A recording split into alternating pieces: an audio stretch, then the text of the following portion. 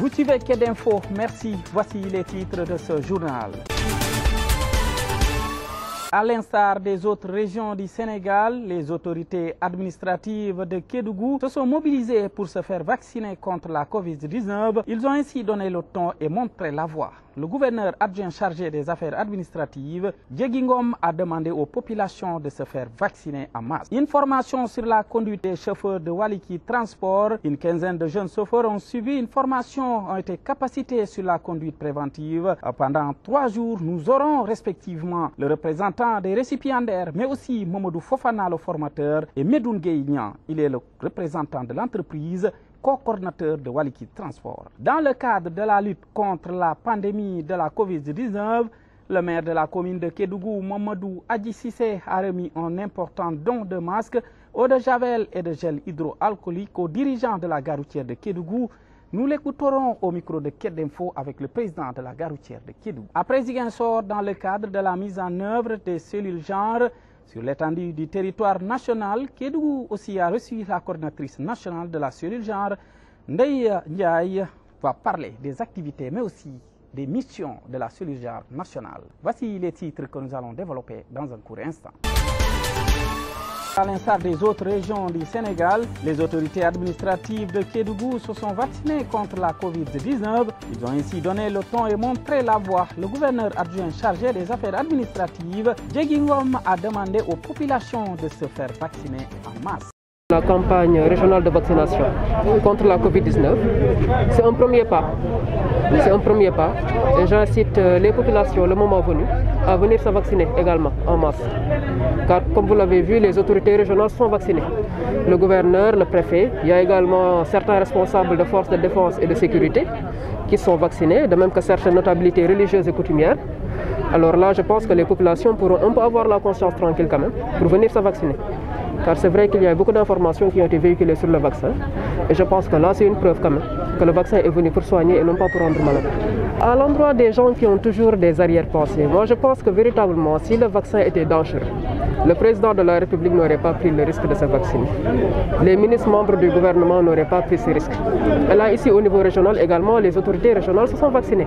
Alors là, je pense que véritablement, c'est une preuve. Le médecin-chef régional, Dr Mamadou Diop, quant à lui, est revenu sur les personnes prioritaires par rapport à ce vaccin lors de la cérémonie officielle. Je remercie les autorités administratives, les autorités territoriales ici présentes pour le lancement de la vaccination contre la Covid-19. Et effectivement, c'est aujourd'hui, on a commencé, c'est la première dose. Le vaccin comprend deux doses, une dose et la deuxième dose 3 semaines après. Mais actuellement, la dotation qu'on a, c'est pour la première dose. Pour le moment, la priorité, c'est le personnel de santé. C'est le personnel de santé et les personnes âgées qui présentent des comorbidités, c'est-à-dire qui présentent d'autres maladies.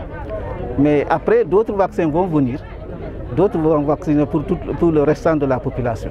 Le conseil départemental de Kédougou a exhorté la population à venir se faire vacciner en masse. Sadio Dembélé, vice-président du conseil départemental, par ailleurs président de l'ORCAV de Kédougou, est largement revenu sur l'importance de ce vaccin. C'est une fierté pour nous, en tout cas collectivité locale, de participer à cette cérémonie officielle de lancement de la vaccination contre la Covid-19 à Kédougou. Donc remercier en tout cas son Excellence le Président de la République pour avoir eu à mettre des vaccins à la disposition de la population sénégalaise, mais aussi remercier les autorités administratives de la région de Kédougou, le personnel de santé vraiment qui sont aujourd'hui, qui ont mis aujourd'hui ces vaccins à la disposition de la population. Donc demander à toute cette population aujourd'hui, en tout cas, que nous sommes venus montrer l'exemple. On s'est vacciné, donc pour montrer que c'est un vaccin qui est fiable, efficace.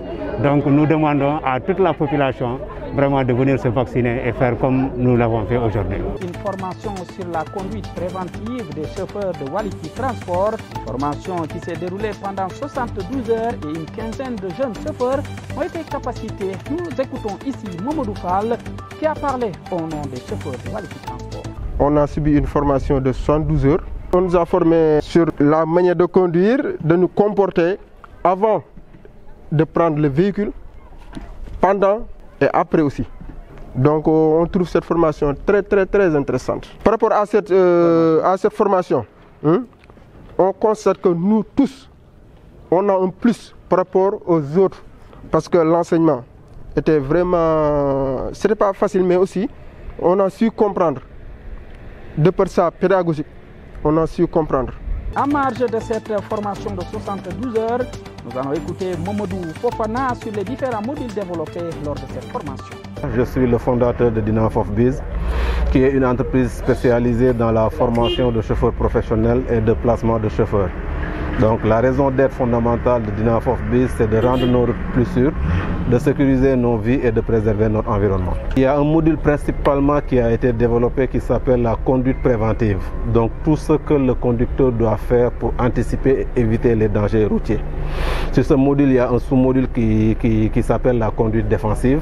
Et tout ce qu'on fait pour conduire dans un terrain accidenté, précisément dans les petites ruelles qu'on a autour de nous à Kédougou, et dans les ruelles et pistes qui sont aussi au niveau des mines. Donc tout ce qu'il faut faire pour ne pas faire d'accident et adapter sa conduite en fonction de la situation du terrain. C'est les deux modules principalement que nous avons vus durant 48 heures, qui est composé d'une bonne partie théorique et aussi d'une bonne partie de pratique. Concernant cette formation de 72 heures sur la conduite préventive, Medounian, co-coordinateur de l'entreprise Waliki Transport, a donné ici ses impressions. Par rapport aux évaluations qu'ils ont eu à faire par rapport à la formation que j'ai parcouru tantôt, je vois qu'ils sont assez satisfaits et c'est ça qui nous réconforte. Parce qu'on aurait pu organiser la formation les attentes sont assez élevées, vraiment par rapport à eux, c'était d'avoir vraiment des compétences nouvelles par rapport à ce qu'ils font tous les jours, c'est-à-dire la conduite. Et donc je pense que ça a été atteint. Et puis maintenant, comme je l'ai dit, dans la journée, pendant la formation aussi, c'est bien beau de faire la formation, mais c'est aussi très important d'appliquer tout ce qu'on a eu à apprendre ici. Et parce que, comme l'a dit le formateur, 90% des accidents de la route sont causés par l'humain, par l'être humain, sa négligence et tout. Et donc il faudra travailler sur ça. Et je pense que c'est quelque chose qui est tout bénéfique pour à la fois Waliki comme entité, eux-mêmes comme chauffeurs, et également les passagers, la mine et puis même les usagers qui sont dans la zone de Kédougou. Concernant cette formation qui a eu lieu à Kédougou pendant 72 heures, nous écoutons Joachim qui a parlé au nom de l'ADPME. Il est un partenaire stratégique de Waliki Transport. Cette formation intervient dans le cadre du programme Développer l'emploi au Sénégal, financé par l'Union européenne à travers son fonds fiduciaire d'urgence, et dont la mise en œuvre de l'OS1 a été confiée à l'Agence française de développement, l'AFD, avec comme partenaire d'exécution l'ADPME, l'Agence de développement et d'encadrement des petites et moyennes entreprises. Waliki, une entreprise kédovine, a exprimé le besoin auprès de l'ADPME, via notamment son guichet d'assistance technique, de renforcer les capacités de ses chauffeurs en termes de réflexes de conduite préventive, d'éco-conduite et de premiers secours. C'est dans ce cadre qu'elle a bénéficié d'une subvention pour la mise en œuvre de cette formation qui permettra aujourd'hui à l'entreprise d'améliorer la qualité de son service afin de répondre aux normes de santé et de sécurité au travail en vigueur, notamment dans les entreprises minières. Alors, il faut noter que l'ADPME est très engagée dans la promotion de l'achat local, à travers notamment l'accompagnement des PME de la région pour l'amélioration de leur compétitivité, notamment pour un meilleur positionnement sur le marché de la fourniture des biens et services aux entreprises minières.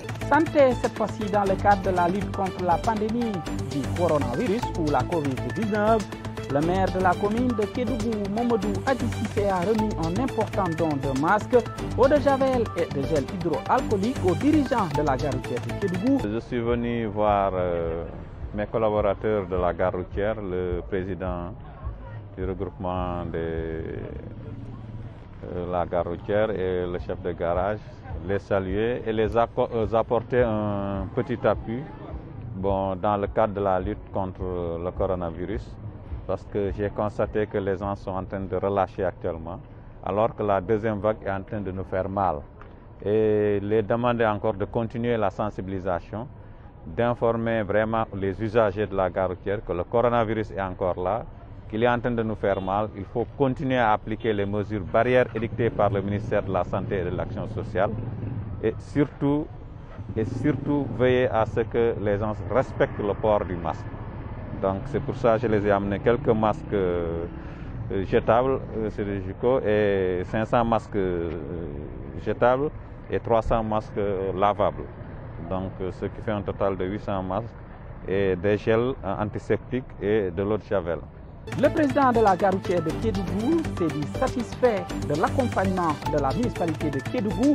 Nous l'écoutons ici au micro de Kédougou. Ces mesures-là est amenées ici par le monsieur le maire.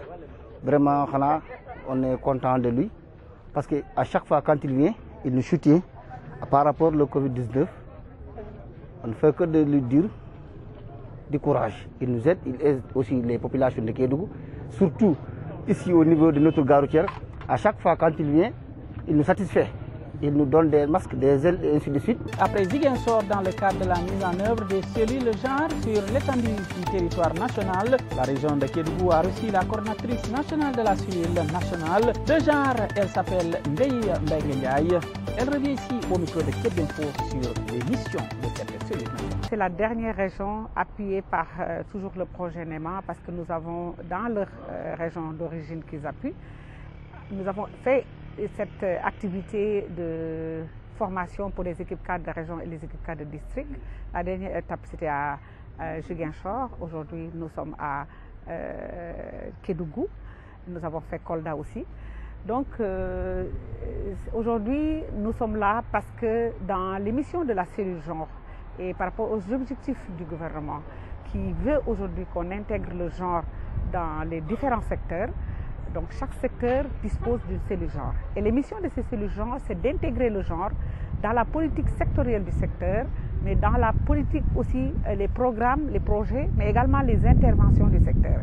Et pour le secteur que je connais le plus où je suis, c'est-à-dire la santé, aujourd'hui, la cellule genre à qui appartient ces missions n'est pas en reste. Parce que nous avons fait notre audit genre, nous avons développé notre plan d'institutionnalisation du genre et là on est dans la mise en œuvre de ce plan d'institutionnalisation du genre. Et dans